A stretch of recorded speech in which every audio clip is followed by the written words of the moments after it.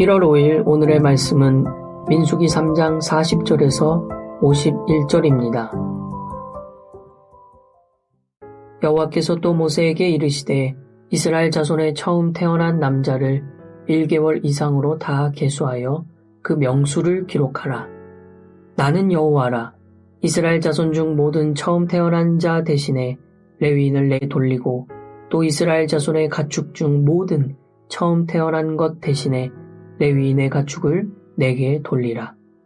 모세가 여호와께서 자기에게 명령하신 대로 이스라엘 자손 중 모든 처음 태어난 자를 계수하니 1개월 이상으로 계수된 처음 태어난 남자의 총계는 22,273명이었더라.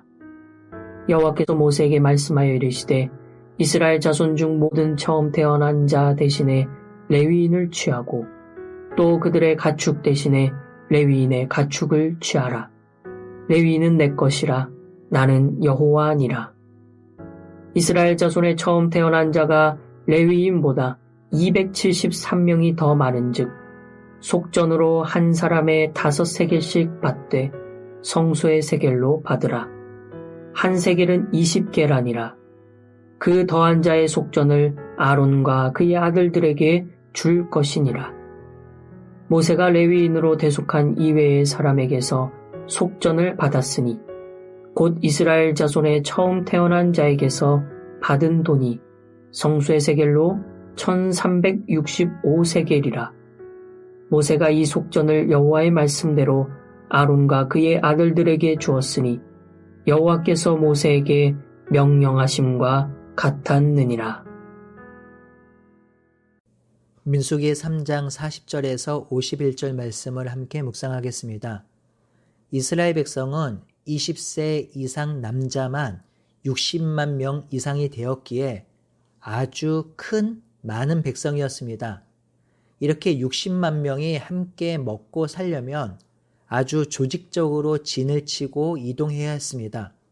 그렇기에 지파별로 지도자를 세우고 그 지도자에 철저히 순종하도록 했지요.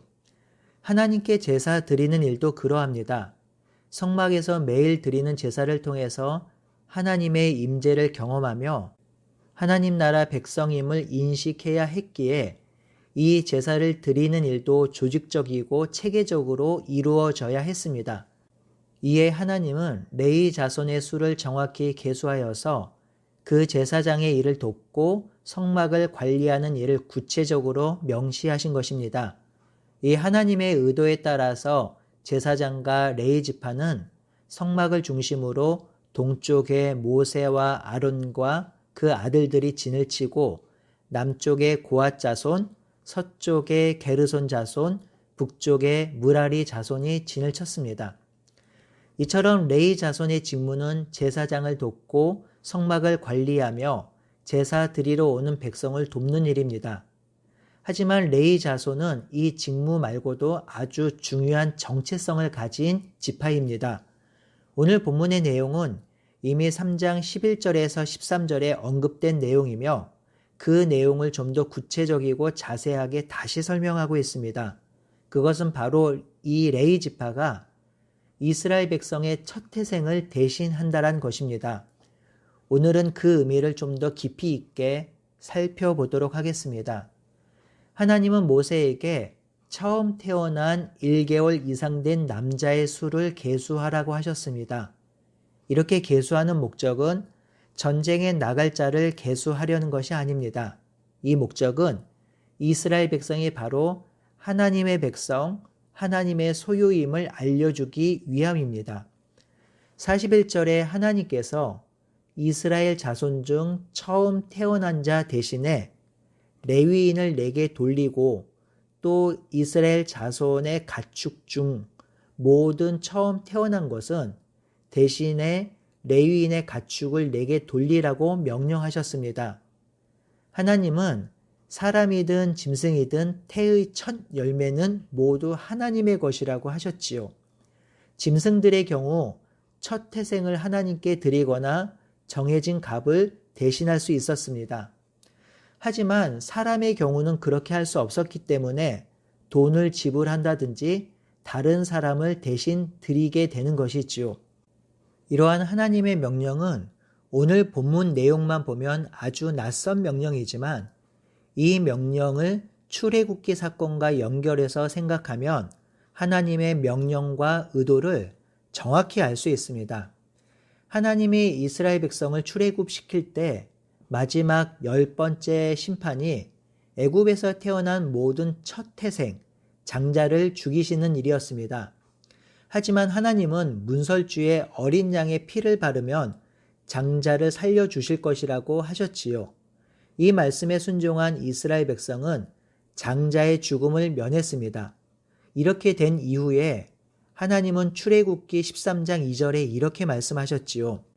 이스라엘 자손 중에서 사람이나 짐승을 막론하고 태에서 처음 난 것은 거룩하니 구별하여 내게 돌리라. 이는 내 것이니라 하시니라. 하나님은 애굽 땅의 첫 태생과 장자를 심판하실 때 이때 살려진 이스라엘 백성의 장자와 초태생은 모두 하나님께 속하였다고 선언하셨습니다. 그렇기 때문에 이스라엘 백성의 첫 태생, 장자는 하나님께 드려져야 합니다. 이에 하나님은 이 장자를 레위 자손이 대신할 것이라고 하셨습니다. 장자를 드려야 하는데 그 대신 레위 자손을 드리는 것이 있지요. 그러니 레위 자손은 이스라엘 백성의 장자 대신에 하나님께 드려진 자들입니다.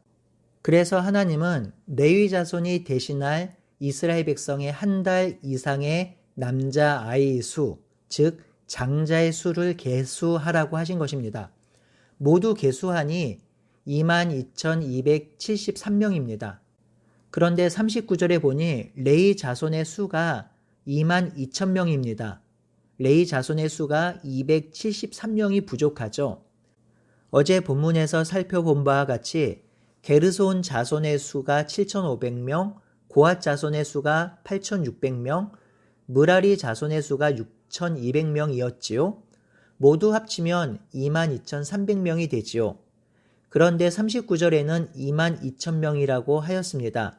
세 자손을 합친 인구의 수보다 300명이 작지요. 그 이유는 어제 설명드렸습니다. 원래 고앗 자손의 수가 8,300명이었을 것인데 실수로 8,600명으로 기록되었을 것이라고 말씀드렸습니다. 오늘 본문도 그것을 드러내지요. 43절에 보면 레위 자손의 수가 22,000명으로 보았기 때문에 첫 태생의 수가 22,273명이니 레위인의 수보다 첫 태생의 수가 273명이 많다고 한 것입니다. 그래서 이들을 속전으로 내라고 합니다. 그러니 고앗 자손의 수가 8,600명은 잘못된 표기가 맞고요. 8,300명으로 보는 것이 맞을 것 같습니다. 하나님은 한 사람의 속전을 5세겔로 계산하라고 하셨고 성소의 세겔로 내라고 하셨습니다. 이 5세겔은 작은 돈은 아닙니다. 당시 노동자 6개월치 임금입니다. 속전의 기본적인 뜻은 원래 주인이 잃어버린 돈을 지불하고 되찾는 것을 의미합니다. 그러니 장자는 하나님께 속하였으니 이스라엘 백성이 속전을 지불하고 자신들의 장자를 되찾는 의미가 있지요. 이 성소의 세겔로 내야 하는 속전은 아론과 그의 아들들에게 주어야 합니다. 여호와의 명령대로 모세는 이 속전을 아론과 그의 아들들에게 주었습니다. 이스라엘의 장자를 대신해서 레위인을 하나님께 드리는 것은 아주 중요한 신학적 개념이 들어가 있습니다. 이것은 이스라엘 백성의 주인이 바로 하나님임을 알리는 것입니다. 이스라엘 백성의 소유가 하나님이란 사실을 보여주는 것입니다. 이스라엘 백성은 자신의 장자를 대신해서 레위인들이 하나님께 드려진 것을 보므로 그것을 날마다 보고 깨닫는 것이지요. 회막에서 제사를 드리는 일, 성막을 관리하고 세우는 일, 성막의 기물을 보수하는 일, 또한 성막에 외인이 오는 것을 막는 일을 감당하는 레위인들을 보면서 자신들의 생명의 주인이 바로 하나님이란 사실을 기억하고 자신의 정체성을 날마다 깨닫고 살았지요. 이스라엘 백성이 살아가는 일상과 삶의 현장에는 모두 자신들이 하나님의 백성이며 하나님의 소유임을 기억하고 알려주는 사인과 표징들이 있었습니다. 이들은 언제나 자신들이 누구인지 어떤 존재인지를 기억하며 살아야 했습니다. 사랑하는 성도 여러분, 우리도 별반 다르지 않습니다. 우리 또한 하나님 나라 백성으로 하나님 나라 백성의 정체성을 가지고 살아가야 합니다. 저와 여러분 모두 하나님 나라이며 거룩한 백성이며 하나님의 소유된 자들입니다. 그렇게 우리는 날마다 하나님의 말씀을 기억하며 하나님께서 소망하는 바를 듣고 묵상하며 살아가야 하는 것이지요. 한 가지 더 적용하려고 합니다.